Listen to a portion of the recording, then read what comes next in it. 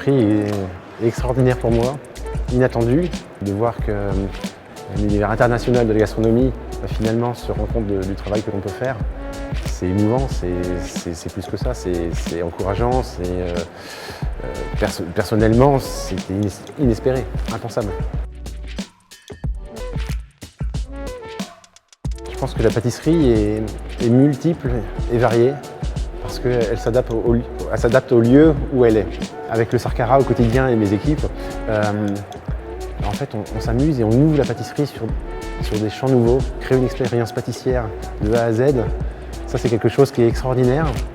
Et en fait on est sensible et la façon de cuisiner le fruit, l'associer avec le légume, eh bien, on se rapproche de plus en plus de nos confrères cuisiniers. J'ai créé un restaurant de dessert.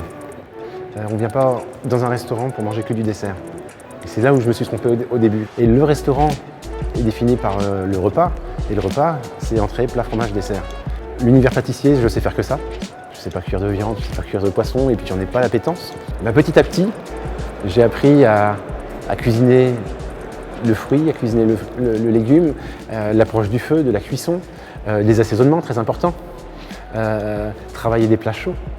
Et donc en fait, en s'ouvrant sur la technique de cuisine adaptée à la pâtisserie, en maîtrisant le sucre, on arrive par des petites notes pâtissières. Les petites notes pâtissières, ce sont des épices, ce sont des fruits confits parfois.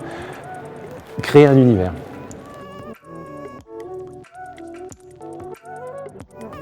Je pense que l'apprentissage n'est pas fini. Et c'est ça qui est compliqué. Je ne sais même pas ce que je vais faire demain. Mais c'est compliqué mais extraordinaire. Parce que j'avance dans l'inconnu. Et dans l'inconnu, il n'y a pas de règles qui me brident. La seule chose, c'est qu'il faut que ce soit bon. Il faut que je déclenche du plaisir. Mon plus gros challenge, c'est retranscrire ce que j'ai dans la tête, le retranscrire dans les plats. Et de l'apprendre à mes équipes.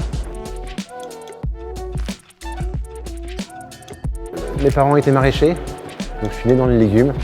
Mes oncles étaient boulangers-pâtissiers. Ma maman a tenu pendant un certain temps la boutique. Et puis aussi du côté de ma maman, un côté artiste, chez ma grand-mère qui était artiste peintre.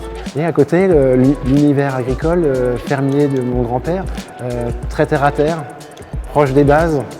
Et trouver cet équilibre entre le côté complètement inconscient et le concret. On est là pour donner du bonheur et c'est ce que j'essaye de faire à ma façon.